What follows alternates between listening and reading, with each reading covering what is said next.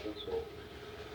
But I think you'll slow our licensed girl right down to a crawl. Right now, But these girls, what they're doing, they're getting it out quick.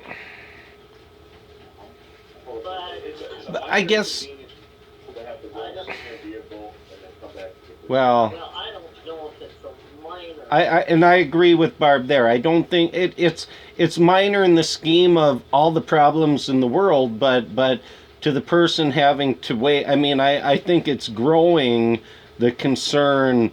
And I completely understand the way they say you have to sanitize everything in between. I say we as a city council adopt the same policies that a grocery store has to take. They're a business that sells a service. It's groceries.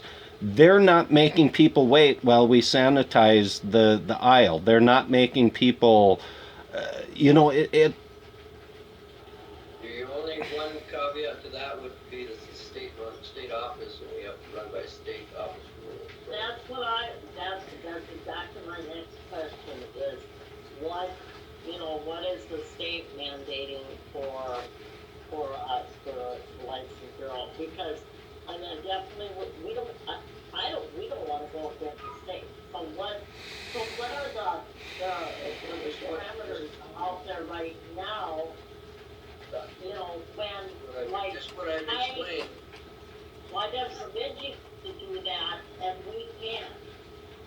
Well, Bemidji's doing what? They can have, I don't know what Bemidji's office looks like and what spacing they have, but with our counter in spacing, we can have two people in our office because it specifically says you cannot have people standing in the doorway. They have to be able to maintain 6 feet when going in and out of the entryway. Well, we can't hardly do that if somebody's standing at the first desk coming in the office. So that's why I'm saying there's 2 people allowed in the office. And if we're not taking anything in through the drop box, then we're only working with 2 people at a time versus 3. On the city side of it, who's gonna stand at the door and tell people that, now we're gonna create, I think in my mind, we're gonna create a line on the sidewalk for people waiting in line to get in the door, to get to the counter. But you see that every day. What's that? You see the line on the sidewalk almost every day, though. But they're choosing to stand there now, because their material is in line inside. Yeah. But if we open the door, we're not gonna be taking things through the drop box anymore. So the only way they're gonna get their place in line is to stand outside and wait until we can get them in, and then process their paperwork then. Right now, they walk up, they put their paperwork in, that puts them in line.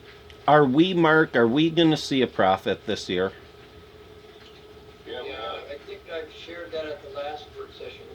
Right now, this unaudited one, is right around 18,000 for 2020. Okay. And that is with the increased hours and the alterations to everything, so. It might even be a little bit more. It's gonna be, that's this Still year. trending up, yeah. I explained to council before, now it's not gonna probably show that much when Bonnie gets done with it, because I don't recall where we started, we don't start at 0 every year, and Sarah can kinda help on this, she does more of the fund balancing, but if the license bureau in 2019 ended the year $6,000 in the hole, that's where the license bureau starts in 2020 for the auditing aspect of it. So, like our general fund, we showed a move in the right direction this year, but we're not gonna show it being in the black this year. Based on this year's ins and outs, we are in the black. Yeah. Based on the overall, we won't show it in the black. Yeah. I agree with Barb, and I've said before, I think it's terrible that still at this point the general public isn't allowed in it. I think we've seen it's gone as far as it's going to go. I mean, I think it's one of these that we either leave it and we wait until the state says, you know, the governor changes his mind or the legislature finally overrules him, or I think you do what you want and see where it goes. But you know, I mean, these. How long can the governor control by dictate the people, and when do we finally say, you know, Jim Anthony's onto something? That doctrine of the lesser magistrate says when the bigger government does something wrong, the smaller government has the duty to correct it. And I mean, when do you change? People outside is the biggest complaint that I hear today.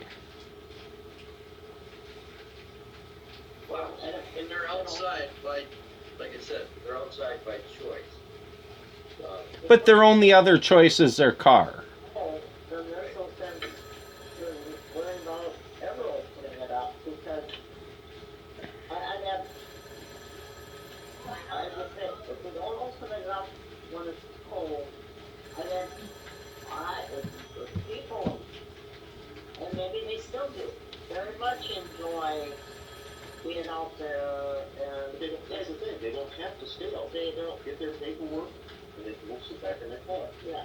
And I know, and if you don't have a phone, the girls are very quick about getting them in. you But know. but I think people in general just think I should be able to go into my government's office. Like Bud doesn't have a phone that he uses, you know. But and that has nothing to do with Bud, because he lives in a country that's very other than nobody there. But I just, if we don't open it up when it's this cold, then what the heck is, there's never a reason to open it back up, because the girls are more than efficient with the way they're. Yeah. Well, and I wish I would have asked, when they look like they got a system. Mark, you speaking for the ladies that work in there, what are their thoughts, Mark?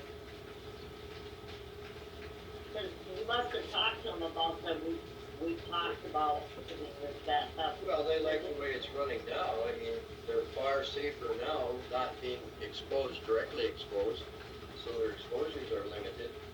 We're only bringing in driver's license picture customers right now. You open the door, every customer will be in the door. And they're not gonna only be processing, like I say, between every customer, we're gonna be cleaning. So Right. I think Mayor Jeving is exactly right. Our productivity will be decreased by doing it, but the employees in the office ultimately will do what the city council orders or wants. Nobody's digging in, fighting tooth and nail, saying, no, we're not gonna open the door. I just look at, go to Walmart, go to the Super One, go to the Holiday. I don't see people dropping dead because, Chris, but well- Walmart and Super One are run by the state. Like Mark pointed out, this is a state office. They can just Yeah. shut us down, period. well, or we can decide to shut it down until they let us open properly. Well, why would you do that? That's money. I mean, what was the point of the air exchange unit that we put in? Was that not a waste of money if we don't use I'm it? disagreeing with you, but it has nothing to do with it. Right now, this is what the state says the policy is. And if we get away from that, they'll shut us down. Well, And then most people will be out of work. Well, and essentially, I mean, in a nutshell, it boils down to this, if I'm understanding everything correctly. Currently, we have 3 people in there that are able to process 3 different people's products at one time. If we open the doors, we only have a need for 2 people to be working in the office because we won't be able to process. Oh, we still need a third person to stand at the Right, okay, so we'll still have to pay the 3rd person to clean, but we'll only be able to process 2 people's orders at any given time, because that's the maximum amount of people that can be allowed in the building, as far as the state is concerned. So we'll be having the same amount of money out of our pocket for paying people, but we will lose 1/3 of the revenue coming in through the license bureau. That's what it boils down to. I agree, the whole situation sucks. But unfortunately, this is the hand we're currently being dealt. And, yeah, at this point, like you said, But people, we're gonna someday open it back up. We're not going to make the residents or clients or no, people. but that will be at a time when, okay, there's 5 people that show up at once to get their products. Well, all, at some point in time, the governor pulls his head out of somewhere. All 5 of those people will be able to walk into the office and wait in line inside. But they can't currently do that because of the governor's orders. So at some point in time, when all these restrictions go away, yeah, we'll be able to open up, and nobody will have to stand outside anymore. They can stand in line, but they'll be inside. But until that day comes, So in other words, the answer when people question me is saying, whatever the governor decides to lift all rules, restrictions, You have to remind them that it is a state office. They're city employees, but it's a state office. That follows state guidelines as far as what you can do. Period. If we go against that, they would shut us down. I mean, we've already gotten a letter from the Minnesota Department of Health saying weren't taking proper precautions because somebody ditched us. that's a good one. No, that was a month ago. Yeah, that was Well. actually from OSHA. Oh, I'm sorry. Yep. But I guess, and you get down, well, and you see, I mean, I can see already there's not enough support to it. But for the sake of the residents I talked to, I'm going to make a motion that we open the license bureau in the city hall to the public. It can be voted down, but that's my motion. To that motion, so then we open it. Okay, Chris got the motion, Barb seconded. Discussion? All in favor, Chris? Yes. Barb? Yes. Dan? No. Pat? Nay. Nay. And I'm voting no. So we'll just, so that's open, it's okay. Oh, no. What, on a happier note, I don't think so. on a happier note, we have a celebration coming up. Huh? On a happier note, we have a celebration coming up. What's celebration?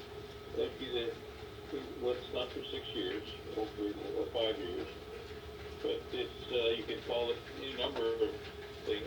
We just want to say it's quarter millennial. We